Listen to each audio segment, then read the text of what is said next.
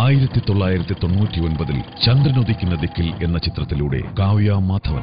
ഇപ്പോ എനിക്കറിയാം ഞാനൊരു ഭാര്യയാണ്.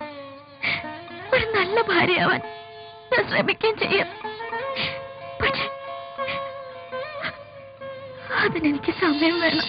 2002 മീശ മാധവനിലൂടെ ജ്യോതിർമയി. മാധവേട്ടന് എന്നെ ഇഷ്ടമാണെന്നാ ഞാൻ വിചാരിച്ചേ. ഇഷ്ടം എനിക്ക്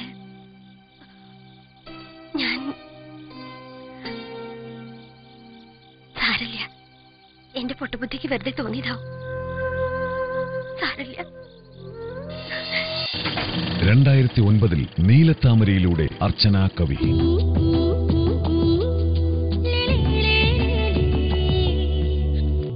പകലിന്റെ നക്ഷത്രങ്ങൾ.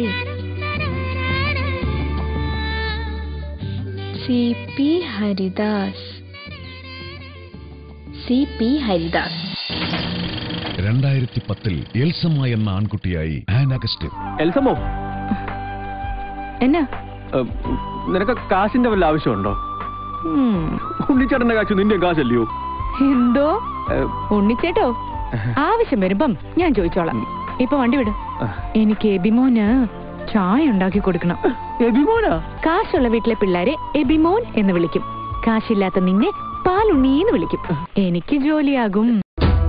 മലയാള സിനിമയിൽ ഒട്ടേറെ നായികമാരെ നമുക്ക് സമ്മാനിച്ച പ്രിയ സംവിധായകൻ ലാൽ ജോസ്.